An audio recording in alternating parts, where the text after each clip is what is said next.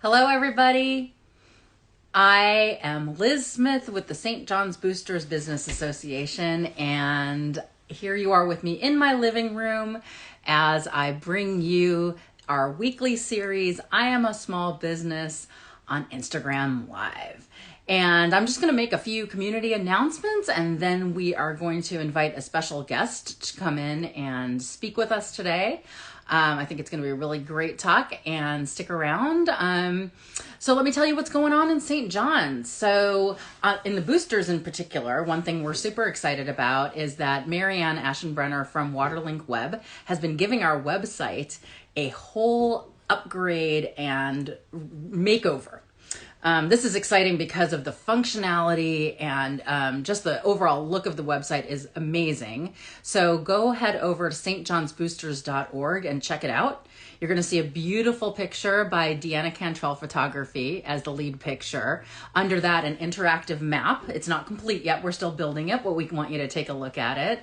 And we have new and improved member pages so that you can see all the details about all of your amazing booster member businesses, as well as a full and complete list of all the St. John's businesses with an easy link right at the top of the page. So in case you're looking for something in particular, or shopping, restaurant services, you can just go to that spreadsheet and check out their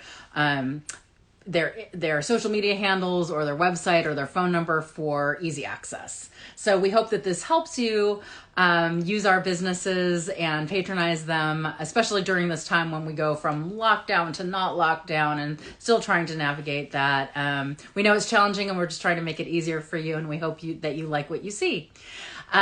Speaking of events going on, or virtual events, we have our St. John's Bites is in our third week. And this is an Instagram contest where anybody can go to any restaurant, cafe, food cart, food or beverage distributor in St. John's, post your picture to your public Instagram and hashtag St. John's Bites, and you will be entered in a drawing to win a $50 gift card to that business in your photo. And all you have to do is use that hashtag St. John's Bites. We'll find it, identify the business in the photo, and we give away three $50 gift cards a week. So there'll be 12 winners in all over the 4-week period. And then that means that 12 businesses get $50 from us for somebody to use. So it's kind of a win-win all around. We've had over 100 entries so far, so it's going great. And I just love seeing all the pictures that you all take, and just gives me a sense for what you're doing in the neighborhood. And remember that it's also good for takeout, delivery, curbside pickup. So you don't have to be at a place sitting there. You can just take it home and enjoy it there. We hope you do so. The other thing that's going on tomorrow, so tomorrow is typically the St. John's Parade and St. John's Bazaar. It's always the second week, Saturday in May. And we know that both of those events are not happening this year due to statewide restrictions. But the St. John's Bazaar has come up with a way to celebrate what we like to call St. John's Day. So for St. John's Day, which is tomorrow, May 8th, they're encouraging you to decorate your bikes or decorate your porch or wear St. John's, something with St. John's on it, or visit your businesses and tell them how much you appreciate them, and just celebrate all the wonderful things that we love about our community. And if you want to see more details, head over to their Instagram. It's SJ Bazaar is their handle, or their Facebook page, which is St. John's Bazaar, and it's Bizarre, in case you're new to St. John's. And I think it'll be really fun to see what everybody is doing. They ask you, if you post your pictures, to use the hashtag St. John's Day or hashtag St. John's is magic. And that way, just like in St. John's Bites, it puts them in a bucket where we can all look at them and appreciate what everybody is doing and just feel, connected as a community. And I think it's a really, really fun thing. The other thing that's happening, May 15th, is the opening day of the St. John's Farmers Market. So this runs from May to October on Saturdays from 9 a.m. to 2 p.m. And it's in the parking lot at North Central and North Charleston. So it's an outdoor market. There'll be lots of produce vendors, prepared food vendors, flowers, all the things that you love about the St. John's Farmers Market. Will be back for, gosh, I can't remember what year it is, but it's been going on for lots of years. So I'm excited to see people at that. And then you've probably seen restaurants and other places using the PBOT Healthy Streets, Safe Streets program, which means that they can take over parking lot spots and have outdoor dining. So that's still possible. And I've seen lots of people doing that. It's great to see people outside in the beautiful weather. And then last of all is Mother's Day. And there are so many, moms, or who we call moms in our lives, who do wonderful things for the people that they care for. And it's nice to show appreciation. So I always encourage people to think of gifts that are really special and unique to them. So you could give the gift of something pampering, or something to celebrate something that they like to do, like outdoorsy things. Or I always like the experiential gifts too. So maybe you give the gift of a music class, or you give the gift of, getting dinner delivered. Excuse me, allergies kicking in, something like that. Just think about how you would want to say thank you to a mom. It doesn't even have to be your mom, just a mom in your life, for doing all that they do, and giving them a little bit of extra fun. Again, if you head to stjohnsboosters.org and you look at that complete business listing, you can kind of scroll through and get ideas just from the type of businesses we have here. Maybe you get them like a month worth of coffee from, their favorite coffee place. That could be really good too. And hey, tell them to hashtag St. John's Bikes and they could win an extra $50 gift certificate. See how that works? All right. Well, I see our guest in the waiting room. So let's not take any more time with the community announcements and welcome Cindy from Exuberance Catering. Now, Cindy, I know you're out there listening. So what you want to do is to ask to join. Ask to join the conversation. So if you can find that button, that will allow you to join in, and then we can start our little talk here. I like to say a fireside chat, but I don't have a fireplace, so it's just a chat. And there it is. See, Cindy, you are so good. Everybody is always a little more technically savvy than they expect that they will be. And we're going to go live here. The magic happens. Oh my goodness. And I see people out there that I wanted to say hi to. Hello, everyone. There she is. Hello. Look at you. You did it. I did. Instagram is, I do a lot of pictures of food. I just don't do a lot of pictures of myself. I know. Well, it's nice to see you. See you. It's been a while, so it's good to be in person, and I appreciate you coming today. And I forgot to mention to everybody that my guests for the whole time that we're doing St. John's Bites are going to be food or beverage themed. So one of the businesses, because your business is not a street facing business, we want to make sure that people can find you and know what you do. And I'm actually, even though I know you and I know you well, I'm so interested to hear like the history of how you got started. So why don't we start with that? Again, this is Liz with the St. John's Boosters. If you're just joining now, with Cindy from Exuberance Catering. And Cindy, tell me how you decided to start a catering company. Once upon a time, I was working in nonprofits. I have done that for a very long time. And one of the pieces of working in a nonprofit is to do a special event for your patrons. I did a lot of work with the arts, and it always bothered me that with many of these events, the cost of bringing in really good, really beautiful catering. Hey, Cindy, you're breaking up a whole lot. I don't mean to interrupt you. I'm so sorry, but my screen is frozen and you're breaking up a little bit. Can someone who's watching tell me if Cindy is her screen is frozen and if you can hear her, and just like put a comment in the chat? Okay. Let's see. I can hear you a little bit, but my whole screen is frozen. So I just want to see if it's on my end or on your end. That I don't know. Now you're unfrozen. I'm unfrozen. Okay. Yay, unfrozen. So how did and they were saying, yes, it's frozen. So one thing I was going to ask you to do, Cindy, while you're online, if you could turn off your Wi-Fi. Turn off my Wi-Fi? Sure. Hang on. Yep. It sounds weird, but just try that. All right. Hang on. Cool. We're good. Everybody's on the same page listening here, so you're good.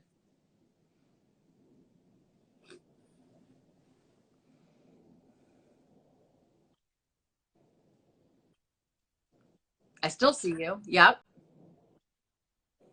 Is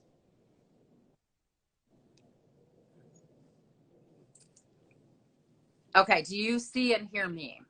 I can see and hear you. I've got my Wi-Fi off. Perfect. You are in good shape. Okay. Okay. Let's start again because it was kind of broken up, but I'm sorry. Like, how did you decide to start a catering company? I was working in nonprofits, and one of the main things you do with a lot of nonprofits to thank your patrons or to bring new people in is to do a special event or a reception after a concert and so on. And it bothered me that in order to bring in something very beautiful as the music, for example, and as delicious as the art, it literally would take up a huge portion of the bottom line. And so I began doing this as a contribution. And so it began as a labor of love. And after a while, after being told by 12,271 people, you really need to do this full time, I did. In 2008, I opened Exuberance Catering. This cycles back to the current time because that was 2 weeks before the great big crash of 2008. So I had this wonderful business plan that immediately had to change within 2 weeks. And it was boy, baptism by fire. However, that, it's ringing a lot of bells right now with what we're going through with the current situation, a lot of contraction in the market. But that's how I started and why I started. And the core of my clients for a long time were fine arts. I work with the Portland Opera. I work with the Symphony. I work with lots and lots of orchestras, community orchestras around the area. I work with companies that do artistic performances of all kinds. I've worked with our own folks, Aspire, when they were doing a lot of things, and you were the MC for that. Mm-hmm. I love doing that because I have a soft spot for the arts, and we also do, of course, lots of the basic things, but that's how I started.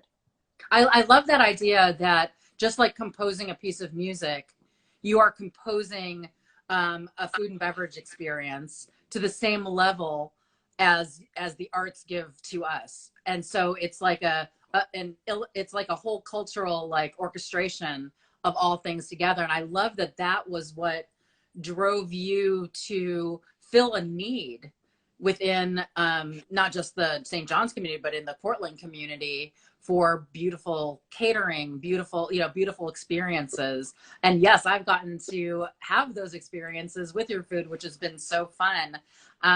So one thing I know about you and about how you operate your business is that you are very intentional with your ingredients and keeping things local. Can you tell me a little bit about that? Yeah. Well, one of our things we always say is food needs to be as beautiful as it is delicious.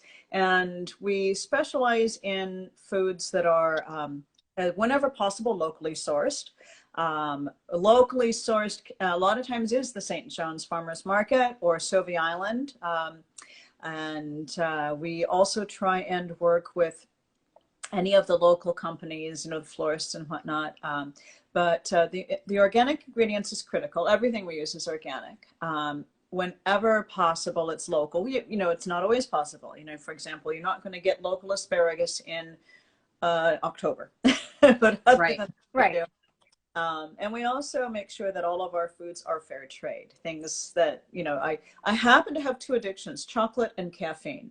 So when my chocolate has to be fair trade and my coffee has to be fair trade. So those are some things, even though those are not locally sourced, sadly, we do not grow chocolate in Portland, but those are things that we're aware of. And we make sure that when we provide those ingredients, whoever is purchasing them from us can know that they're getting something that goes beyond their wonderful meal. It's helping the people who grow it.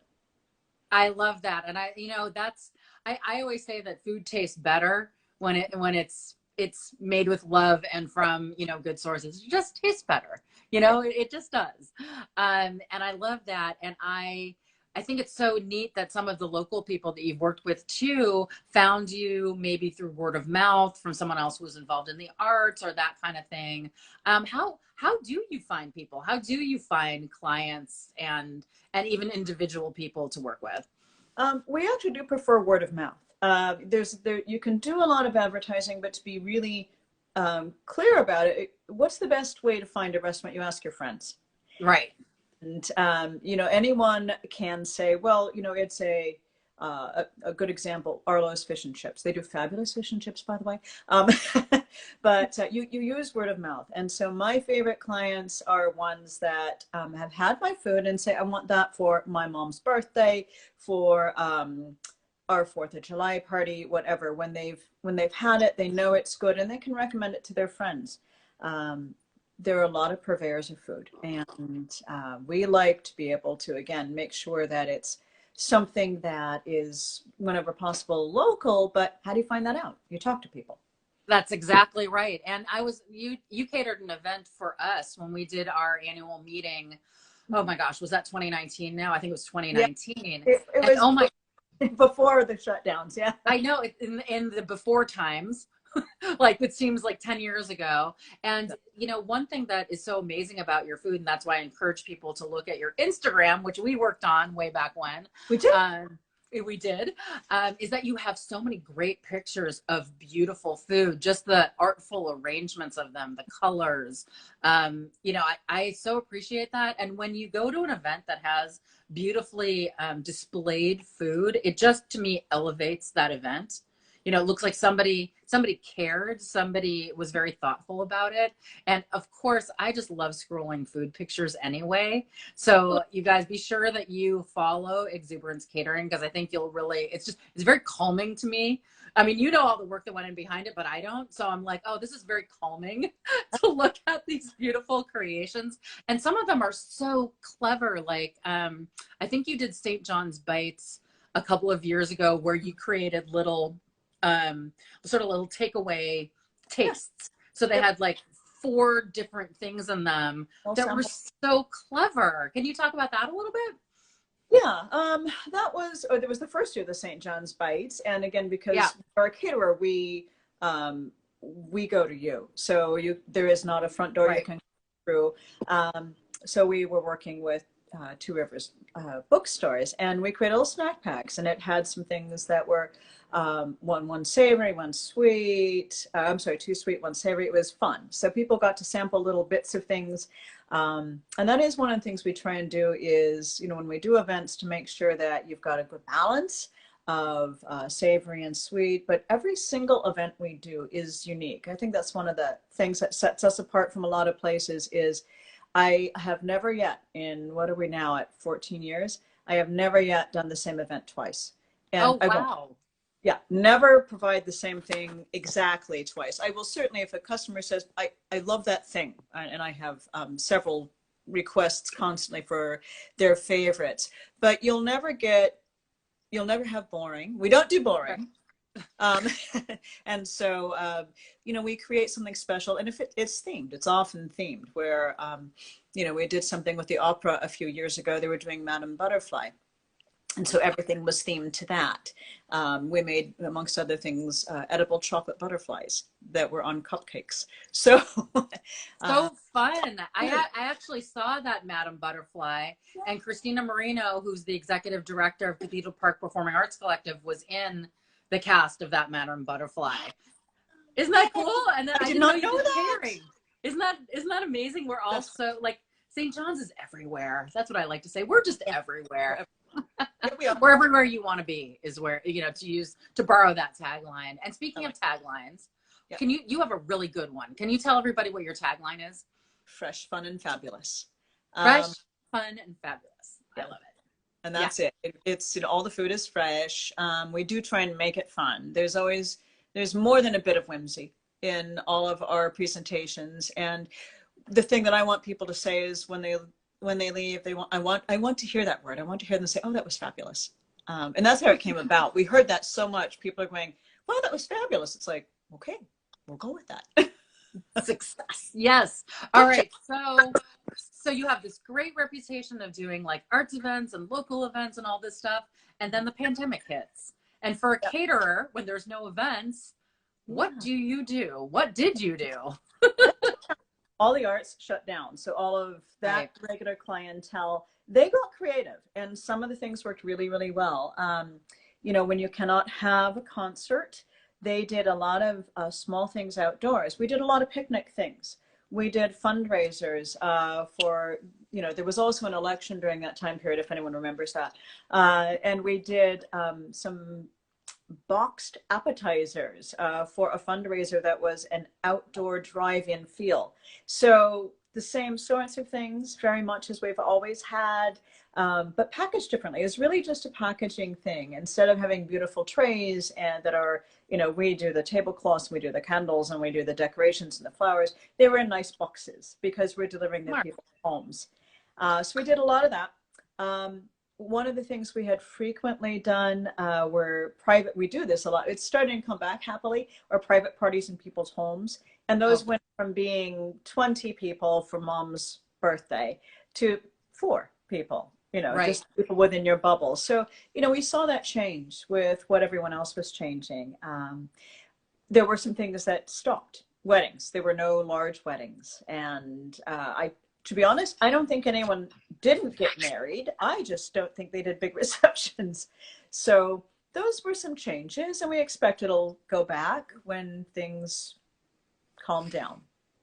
And one of the things that I was able to partake in that I thought was very clever is that you were doing holiday delivering meals to people. So if it was, instead of Thanksgiving for 20, it was Thanksgiving for 2, you could order a full meal that would have been so much effort to make all those dishes just for 2 people, or you would have had way too many leftovers. And you could have the full, like, you were delivering an experience. You were delivering the experience of Thanksgiving and all the homemade dishes without the like complication of making it for just 2 people. So in a way, I feel like you were allowing or helping the holidays still feel like the holidays, but without like being sad because you weren't able to invite your whole family over, kind of thing. Yeah, we did have a lot of that. We did that for the holidays. We do that for almost every holiday. I do it for Halloween, which is one of my personal favorite holidays, and Thanksgiving and Christmas and Mother's Day and Valentine's Day, because if there's a lot of restaurants, well, there are some that are opening up,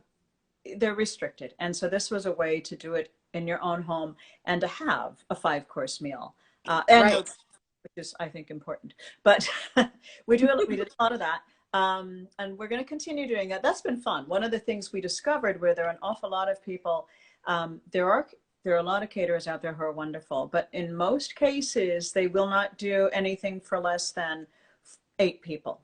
And if you've got a family, that's great. But if you've got just yourselves, your spouse or your partner, or just 3 with kids, there wasn't any way to get a full meal. So that was kind of Right. the thing that we realized.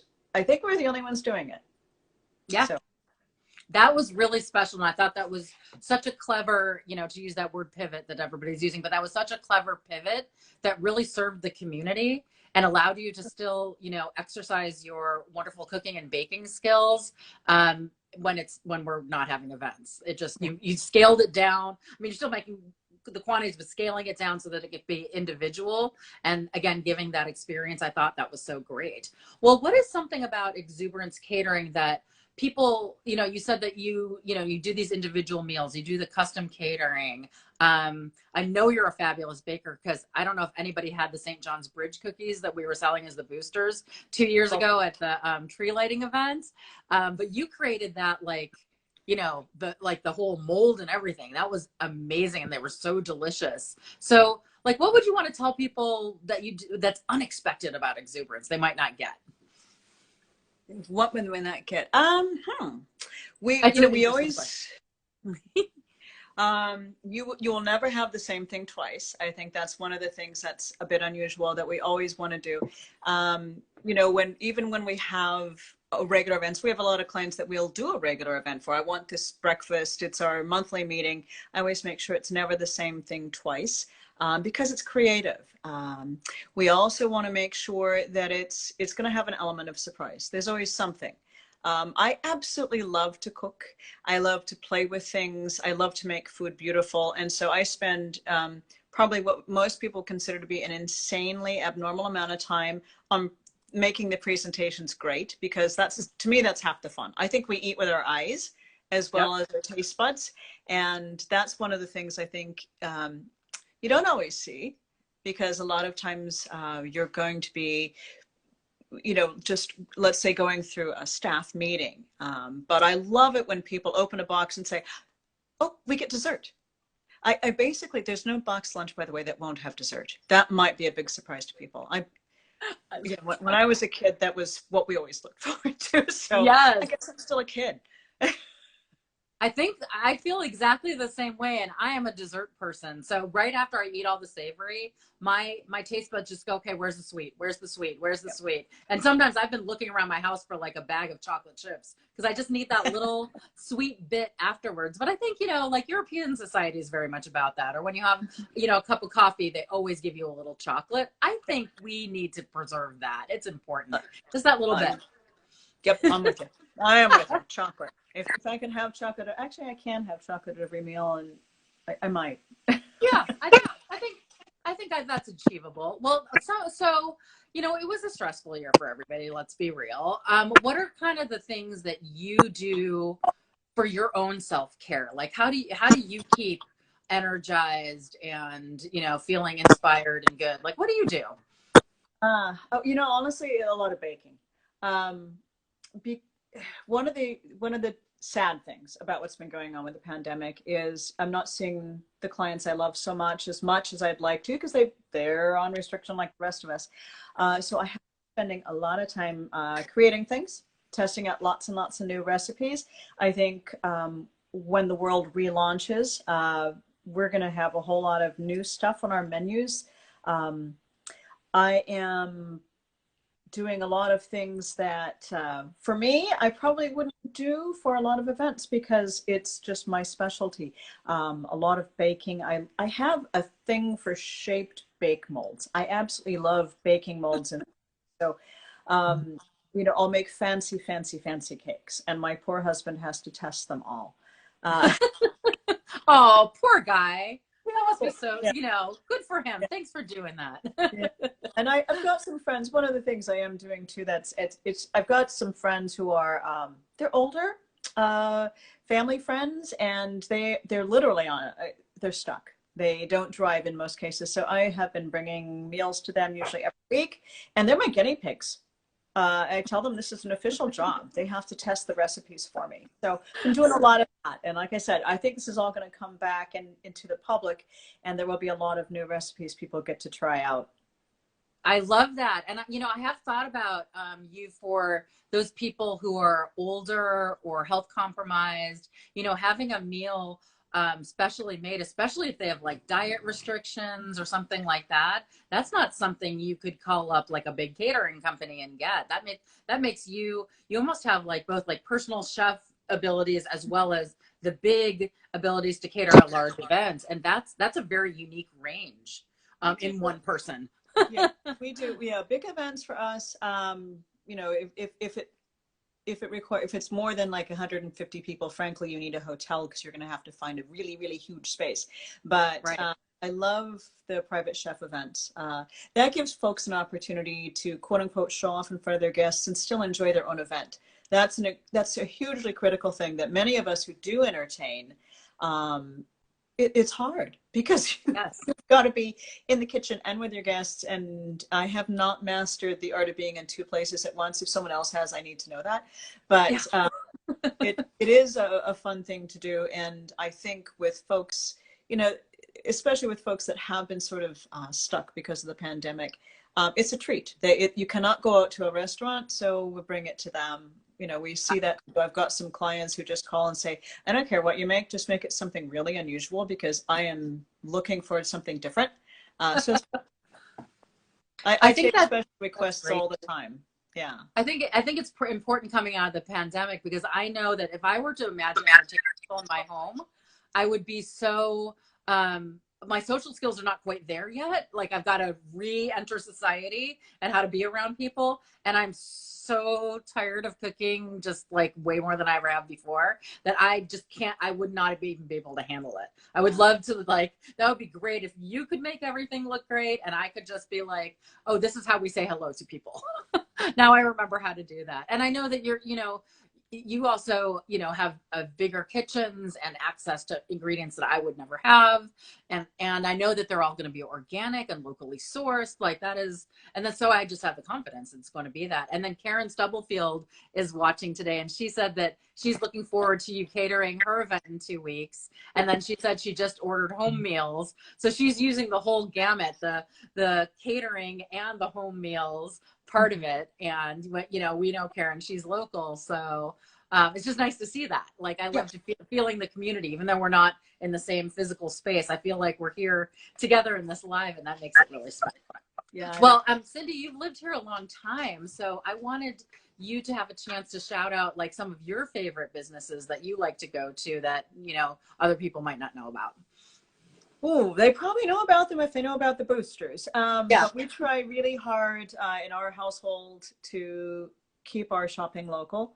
At the holidays, we shop only St. John's. That's been a promise we've made, and we've had so much fun doing that for the last few years. The house I live in was built in 1900, so we spend a lot of time at Ace Hardware.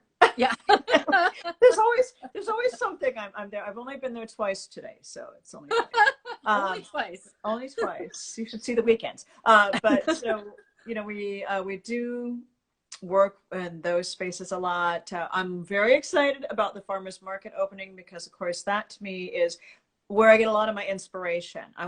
We try and use ingredients that are fresh, and it doesn't get any fresher than the farmers markets. So I love to just go there and see what's that. And that's always, that's a really fun game I play. I call it Stump the Cook. Where you pick up a bag of whatever really excited you, and then you get home and say, okay, what am I going to make with that? So right. we love the farmers market. And again, we do the food carts. That's probably a bit of a surprise to people, but we don't go out much. Why? Because I love to cook. But when it's been a long day, like working in the garden or working on the house, we like the food carts. My husband's English, and they do not have food carts in England. So for him, it's always like this amazing thing. It's a great thing. So we do that, and really try and shop local. Well, I will tell you something that you told me that it was to a place that we both go to, but a dish I didn't know that you loved so much, and that is Thai Cottage. I want to say their duck curry. Yep. You told me that it was your favorite.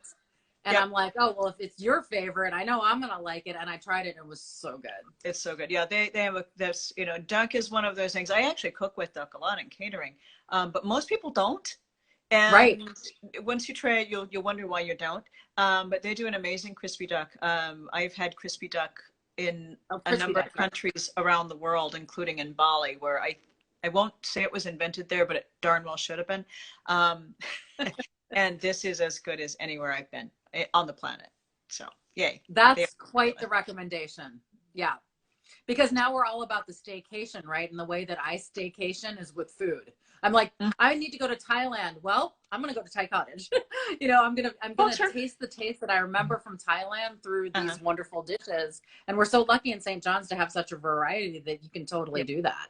I mean, and your little pommiers that you make, those little savory pommiers that were in that box. See, I never forget a food. I love those. Those remind me of France. I love the pommiers, and you gave them such an interesting, unusual, fabulous twist. It's like what I remember from France with like the Cindy touch, Well, yeah, we do a lot of that. We call it the fusion food. My grandmother was French, so cooking is in the DNA somewhere. So, I love that. Yeah. See, I learned something new, Cindy. I knew that I would. Well, if you could just quickly, I think we're good on time. Our Wi-Fi held out, so we're lucky with that. And just tell people how they can find you and peruse your menu and all that good stuff. Okay, easiest way is on the website, exuberancecatering.com, and it's not an easy thing to spell. but EXUBERANCE catering.com. They're Oh, always we seasonally. froze. I froze? In case, there we go. There we go. All right. Sorry about that. Yeah, the website's the best way, and you can contact us on the contact form.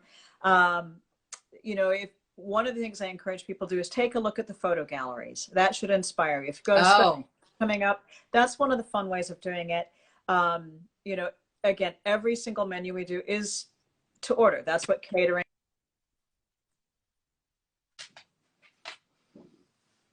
Oh, the Wi-Fi is being silly again. But I know that with you, you can email you, and if you have a special thing, or you can create a menu with somebody to talk to you individually, check out the menu, check out the pictures, and then have a conversation. That's what I'm guessing you were going to say. Yep.